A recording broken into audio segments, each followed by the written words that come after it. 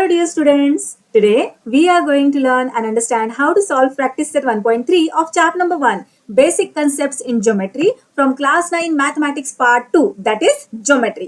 Textbook मध्ये page number 11 वर practice set 1.3 दिलेला आहे. अतिशय छोटूसा असा प्रॅक्टिस सेट आहे. फक्त 2 क्वेश्चन्स आपल्याला विचारलेले आहेत आणि गंमत माहितीये का तुम्हाला, हे दोन्ही क्वेश्चन्स फक्त एका कन्सेप्टवर आधारित आहेत. चला तर मग आधी ती कन्सेप्ट समजून घेऊयात आणि मग हे क्वेश्चन सॉल्व्ह करूयात. सो ती बेसिक कन्सेप्ट आहे कंडिशनल स्टेटमेंट्स अँड कॉन्व्हर्ट्स. आता याला कन्व्हर्ट सुद्धा म्हटलं जातं किंवा कॉन्व्हर्ट सुद्धा म्हटलं जातं, तुम्हाला हवं ते तुम्ही म्हणा. हे पहा, कंडिशनल स्टेटमेंट्स म्हणजे काय माहितीये का तुम्हाला? हा जो टॉपिक आहे तो मुळात मॅथ्सचा नसून इंग्लिश ग्रामरचा आहे. कंडिशनल सेंटेन्सेस आपण अभ्यासलेले आहेत, तेच आहे हे सगळं, फक्त ते आता आपण मॅथ्स मध्ये अभ्यासणार आहोत. So what are conditional statements? The statements which can be written in the if-then form are called conditional statements. असे स्टेटमेंट्स की जे if-then च्या फॉर्म मध्ये लिहिलेले असतात त्यांना कंडिशनल स्टेटमेंट्स असं म्हणतात. For example, if you study hard then you will pass the exam. जर तू खूप अभ्यास केलास तर तू एक्झाम मध्ये पास होशील. किंवा if the weather is nice then I will play outside. जर तरची वाक्य त्यांना कंडिशनल स्टेटमेंट असं म्हणतात. तुमची आई किंवा तुमची ताई, मोठी दिदी तुम्हाला नेहमी एक वाक्य म्हणत असेल जर तरचं. कोणतं मी सांगू का? जर तू 2 मिनिटाच्या आत मी सांगितलेलं काम केलं नाहीस ना तर तुझी काही खैर नाही. जर तर आलं का लक्षात? हो, तीच कंडिशनल वाक्य आहेत सगळी, जर तरची वाक्य. मग आता ही मॅथ्स मध्ये काय काम करतात चला पाहूयात. हे पहा, इथे मी रोम्बसची एक प्रॉपर्टी घेतलेली आहे. The diagonals of a rhombus are perpendicular bisectors of each other. या प्रॉपर्टीला आपल्याला कंडिशनल स्टेटमेंट मध्ये राईट करायचे. कंडिशनल स्टेटमेंट मध्ये राईट करायचे म्हणजे काय करायचंय तर इफ देन यूज करून पुन्हा एकदा सेम प्रॉपर्टी आपल्याला राईट करायची. काय आहे property? The diagonals of a rhombus are perpendicular bisectors of each other. तुम्हाला माहिती आहे क्लास 8 मध्ये असताना क्वाड्रिलॅटरलच्या सगळ्या प्रॉपर्टीज आपण अभ्यासलेल्या आहेत.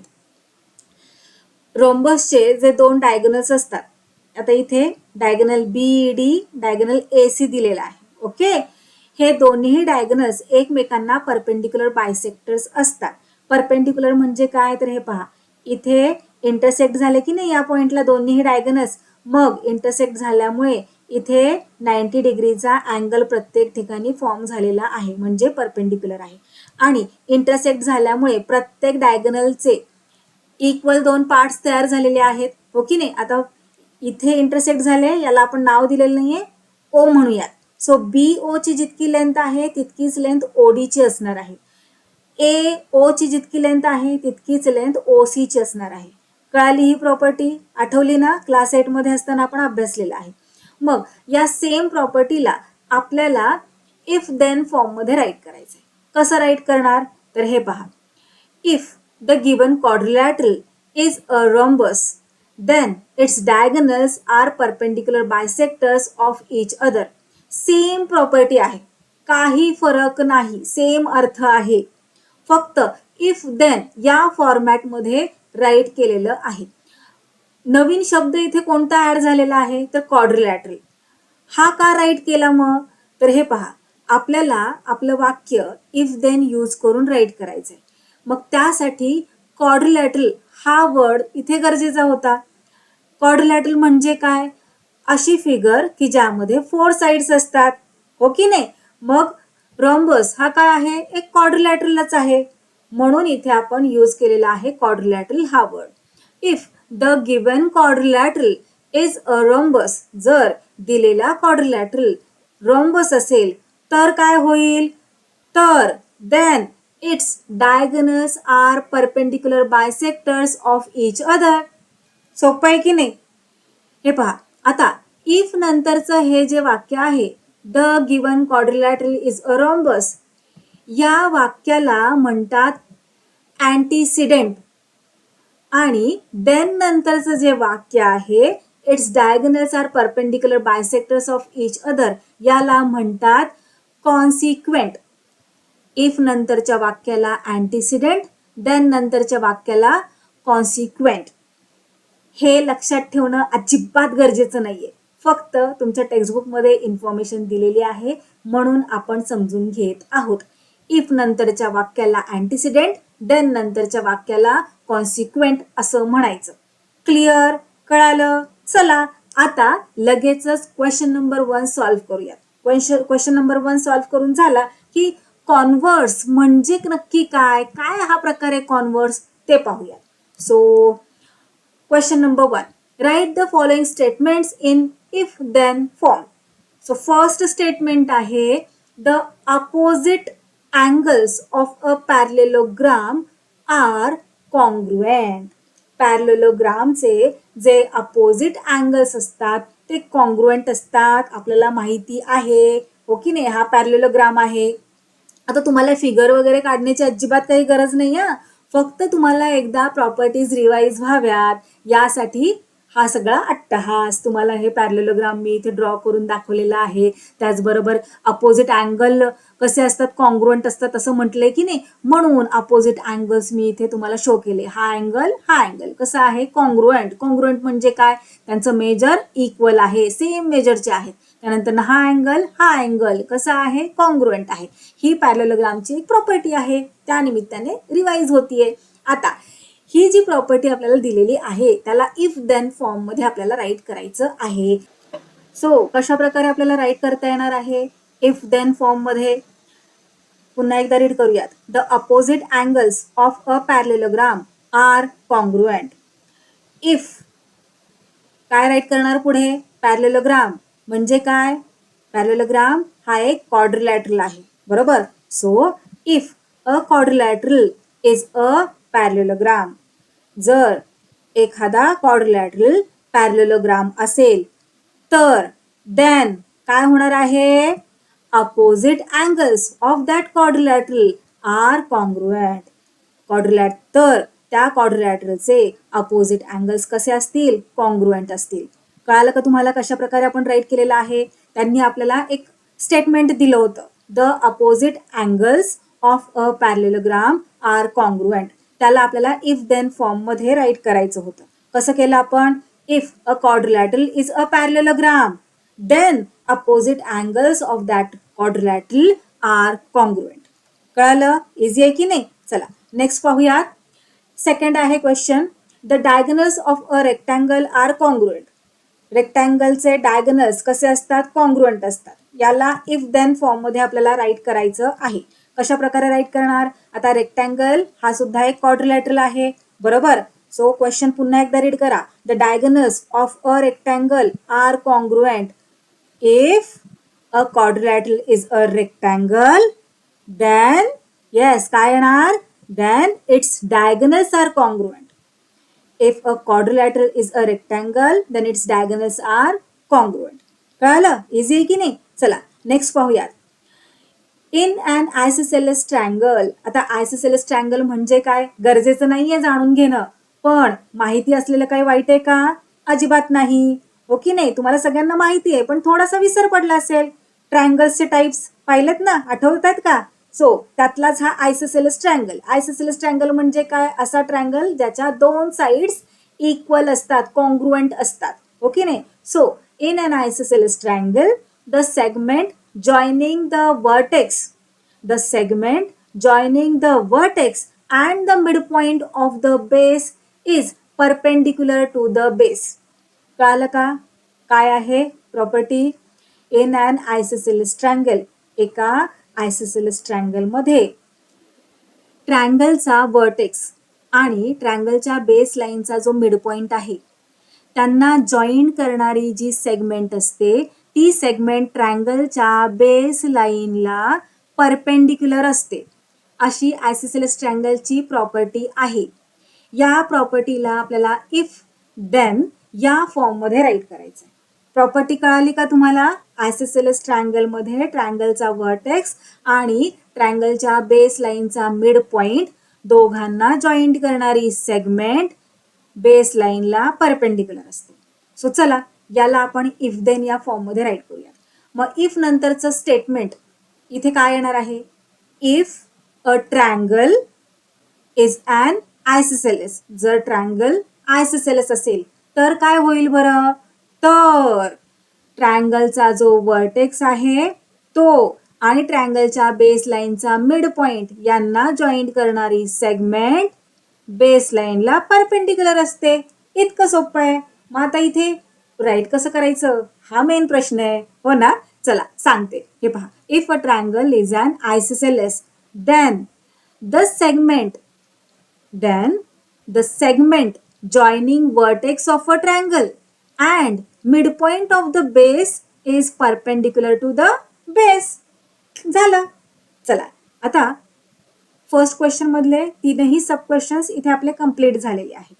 सेकंड क्वेश्चन सॉल्व्ह करण्याआधी, हा सेकंड क्वेश्चन आहे, यामध्ये सुद्धा 3 सब क्वेश्चन्स आहेत. हा क्वेश्चन सॉल्व्ह करण्याआधी आपण कॉन्व्हर्स हा काय प्रकार आहे ते समजून घेऊयात. कारण क्वेश्चन बघा ना काय दिलाय, write converse of the following statements. हे जे खाली स्टेटमेंट्स दिलेले आहेत त्यांचं कॉन्व्हर्स राईट करायचं आहे. सो चला कॉन्व्हर्स म्हणजे काय ते समजून घेऊयात. कंडिशनल स्टेटमेंट्स आपण पाहिले. If a quadrilateral is a square then it has 4 sides. जर quadrilateral हा एक स्क्वेअर असेल तर त्याला किती साइड्स असतील? 4 साइड्स असतील. काय झालं? हे कंडिशनल स्टेटमेंट झालं. कंडिशनल स्टेटमेंटला आपल्याला कॉन्व्हर्स मध्ये चेंज करता येतं. कसं करायचं बाबा ते? तर उलटा पालट करायची आहे. उलटा पालट म्हणजे काय? देन नंतरच्या स्टेटमेंटला राईट करायचं इफ नंतर आणि इफ नंतरच्या स्टेटमेंटला राईट करायचं देन नंतर. झालं. वरचं खाली, खालचं वर, बस इतकंच करायचं. त्यालाच म्हणायचं कॉन्व्हर्स. आता पहा, if a quadrilateral is a square then it has 4 sides. Then नंतरचा पार्ट आपल्याला इफ मध्ये राईट करायचा. सो कसं राईट करणार? If a quadrilateral has 4 sides. पहा देन मध्ये काय होतं? It has 4 sides. मग इथे आपण काय लिहिलं? If a quadrilateral has 4 sides. Okay. Then नंतरचा पार्ट राईट केला आपण इफ मध्ये. If a quadrilateral has a 4 sides. आता इफ नंतरचा पार्ट राईट करायचा आपल्याला देन नंतर. So then it is a square. कळालं? खालचं वर, वरचं खाली, त्यालाच म्हणायचं कॉन्व्हर्स. पहा, कंडिशनल स्टेटमेंट आणि कॉन्व्हर्स करते वेळी आपल्याला नेहमी कंडिशनल स्टेटमेंटच लागणार आहे. लक्षात ठेवायचं. कॉन्व्हर्स आपण तेव्हाच करू शकतो जेव्हा आपल्या समोर कंडिशनल स्टेटमेंट असेल. क्लिअर? सो पुन्हा एकदा पाहूयात. If a quadrilateral is a square then it has 4 sides. This is conditional statement. आणि if a quadrilateral has 4 sides then it is a square. हे कॉन्व्हर्स झालं. नेक्स्ट एक्झाम्पल पाहूयात. If it rains then my clothes will be wet. आता इथे व्यवस्थित लक्ष द्या, गंमत आहे. हे पहा काय दिलेलं आहे. इफ इट रेन्स, जर पाऊस पडला तर माझे कपडे ओले होतील. असं हे कंडिशनल स्टेटमेंट आहे. याला आपल्याला कॉन्व्हर्स मध्ये चेंज करायचंय. चला करूयात. कॉन्व्हर्स मध्ये करण्यासाठी काय करावं लागतं आपल्याला? देनच्या पार्ट मधलं इफच्या पार्ट मध्ये राईट करावं लागतं. इफच्या पार्ट मधलं देनच्या पार्ट मध्ये राईट करावं लागतं. उलटा पालट. सो इफ नंतर न येणार आहे हा part. Let's write if my clothes are wet. कसं राईट करणार मग? If my clothes are wet. Grammatically सुद्धा सेंटेन्स हे चेंज होत असतं, हो ना? त्यामुळे इथे आपण विल बीच्या ऐवजी आर म्हटलंय. So if my clothes are wet then it has rained. जर माझे कपडे ओले आहेत तर पाऊस पडलेला आहे. ओके. पहा बरं, व्यवस्थित ऑब्झर्व करा. फर्स्ट जे कंडिशनल स्टेटमेंट आहे ते काय म्हणतंय? If it rains then my clothes will be wet. हे स्टेटमेंट ट्रू आहे. पण त्याचं जेव्हा आपण कॉन्व्हर्स केलं तेव्हा ते स्टेटमेंट ट्रू होतंय का? पहा, if my clothes are wet then it has rained. आता कपडे जे ओले आहेत ते फक्त पावसानेच होणार आहेत का? नाही. पाणी पिता पिता वॉटर बॉटल मधलं पाणी सांडू शकतं, ग्लास मधलं पाणी कपड्यांवर सांडू शकतं, त्यामुळे कपडे ओले होऊ शकतात. किंवा तुमच्या फ्रेंडने तुमच्या अंगावर पाणी टाकलेलं असू शकतं गंमत म्हणून. किंवा तुम्ही रस्त्यावर एखाद्या पाण्याच्या डबक्यामध्ये पडलात त्यामुळे तुमचे कपडे ओले होऊ शकतात. कपडे ओले होण्याचे असंख्य कारणं आहेत, हो ना? सो कॉन्व्हर्सचं जे हे तयार झालेलं आहे ते फॉल्स स्टेटमेंट आहे. कळालं? मग प्रत्येक वेळी कंडिशनल स्टेटमेंटला जेव्हा आपण कॉन्व्हर्समध्ये करतो तेव्हा ट्रूच स्टेटमेंट तयार होतं असं काही नाही. ओके, लक्षात ठेवायचंय, प्रत्येक वेळी ट्रूच स्टेटमेंट तयार होईल असं काही नाही. चला आणखीन एक दोन एक्झाम्पल्स पाहूयात आणि मग क्वेश्चन नंबर 2 सॉल्व्ह करूयात. So conditional statement, if a quadrilateral is a rhombus, then its diagonals are perpendicular bisectors of each other. He property आपण समजून घेतलेली आहे. जर रॉम्बस जर क्वाड्रिलॅटरल हा एक रॉम्बस असेल तर त्याचे जे डायगोनल्स आहेत ते एकमेकांना परपेंडिक्युलर बायसेक्टर्स असतील. याला कॉन्व्हर्समध्ये चेंज करूयात. So if the diagonals of a quadrilateral are perpendicular bisectors of each other, जर क्वाड्रिलॅटरल्सचे डायगोनल्स हे एकमेकांना परपेंडिक्युलर बायसेक्टर असतील तर then it is a rhombus. दोन्हीही स्टेटमेंट ट्रू आहेत इथे, हो की नाही? चला आता हे तुम्ही इकडे खाली न राईट करता असं सलग राईट केलं तरी पण चालणार आहे. असं खाली राईट करायचं असं काही नाहीये. आणखीन एक एक्झाम्पल पाहूयात. दोन्ही स्टेटमेंट हे ट्रू तयार झालेले आहेत. कंडिशनलचं कॉन्व्हर्समध्ये केलं, सेम मिनिंग झालेलं आहे. आणखीन एक एक्झाम्पल पाहूयात. Conditional statement, if a number is a prime number, जर एखादा नंबर हा प्राईम नंबर आहे. आता प्राईम नंबर म्हणजे काय तुम्हाला माहित आहे, असा नंबर की ज्याचे फक्त दोनच फॅक्टर्स असतात, एक तर तो नंबर स्वतः आणि दुसरा म्हणजे 1, हो ना, त्यांना प्राईम नंबर्स असं म्हणतो. सो काय आहे स्टेटमेंट हे, if a number is a prime number then it is even or odd. तो एखादा नंबर जर प्राईम नंबर आहे तर तो इवन किंवा ऑड असू शकतो. हो बरोबर आहे. फर्स्ट जो प्राईम नंबर आहे तो इवन नंबरच आहे ना, 2, हो ना. 2, 3, 5, 7 हे कसे आहेत, प्राईम नंबर्स आहेत ना. आणि 2 त्यातला हा इवन प्राईम नंबर आहे. 2 असा एकमेव नंबर आहे की जो इवन प्राईम नंबर आहे. प्राईम नंबर तर आहे पण इवन आहे. बाकीचे सगळे ऑड नंबरच प्राईम नंबर आहेत. क्लिअर? चला याला आपल्याला कॉन्व्हर्समध्ये चेंज करायचंय. कसं करणार, देन नंतरचा पार्ट आपल्याला इफ मध्ये राईट करायचा. So if a number is even or odd, जर एखादा नंबर इवन किंवा ऑड असेल तर तो प्राईम नंबर होईल का? नाही की नाही. असे कितीतरी इवन नंबर आहेत. 4 हा प्राईम नंबर आहे का? नाही. 6 प्राईम नंबर आहे का? नाही. मग हे जे कंडिशनल स्टेटमेंट आपलं तयार झालंय ते ट्रू आहे, पण त्याचं कॉन्व्हर्स केल्यानंतर न जे स्टेटमेंट तयार झालेलं आहे ते फॉल्स आहे. कळालं का? चला आता पुढे जाऊयात. क्वेश्चन नंबर 2 सॉल्व्ह करूयात. त्यातील फर्स्ट आहे, आधी क्वेश्चन रीड करूयात. Write converses of the following statements. First आहे, the alternate angles formed by 2 parallel lines and their transversal are congruent. कळालं का काय दिलंय? कळणं गरजेचं नाहीये. तुम्ही डायरेक्टली याला कॉन्व्हर्समध्ये चेंज केलं तरी चालतंय, पण आपण जरा समजून घेऊयात, तेवढंच आपली रिव्हिजन होतीये. The alternate angles formed by, आता अल्टरनेट अँगल्स फॉर्म झालेले आहेत कशाने? 2 parallel lines and their transversal are congruent. 2 parallel lines आणि त्यांचा ट्रान्सव्हर्सल. हे पहा, या 2 पॅरलल लाईन्स आणि त्याचा ट्रान्सव्हर्सल, यामुळे जे अल्टरनेट अँगल्स फॉर्म झालेले आहेत ते कॉन्ग्रुएंट आहेत. पहा बरं, अल्टरनेट अँगल्स म्हणजे काय आपण अभ्यासलेलं आहे. या ट्रान्सव्हर्सलमुळे इथे आणि इथे हे 2 अँगल्स फॉर्म झालेले आहेत. कसे आहेत ते? अल्टरनेट आहेत. आणि अल्टरनेट अँगल्स कसे असतात? कॉन्ग्रुएंट असतात. कॉन्ग्रुएंट म्हणजे काय? इक्वल मेजरचे. आता फक्त इथे आणि इथेच आहे का अँगल फॉर्म झालेले अल्टरनेट? नाही. हे पहा, हा एक आहे आणि हा एक आहे. हे दोन्ही सुद्धा अल्टरनेट अँगल्स आहेत. क्लिअर? चला आता याला आपल्याला कॉन्व्हर्समध्ये चेंज करायचं. पण कॉन्व्हर्समध्ये चेंज करण्यासाठी मी तुम्हाला याआधी सुद्धा सांगितलं होतं, आपल्याला स्टेटमेंट इफ देन फॉर्ममध्ये हवं आहे तरच आपण त्याला कॉन्व्हर्समध्ये करू शकतो. दिलेलं स्टेटमेंट इफ देन फॉर्ममध्ये आहे का? नाही, इफ देन फॉर्ममध्ये नाहीये. चला आधी इफ देन फॉर्ममध्ये त्याला तयार करूयात आणि मग कॉन्व्हर्समध्ये राईट करूयात. कसं काय करणार बरं? The alternate angles formed by 2 parallel lines and their transversal are congruent. So if 2 lines are parallel, then alternate angles made by those 2 lines and its transversal are congruent. कळलं का कसं आपण तयार केलेलं आहे? इफ 2 lines are parallel, जर 2 lines parallel असतील तर alternate angles made bye those 2 lines, alternate angles जे त्या 2 लाईन्स आणि ट्रान्सव्हर्सलनी तयार झालेले आहेत ते कॉन्ग्रुएंट असणार.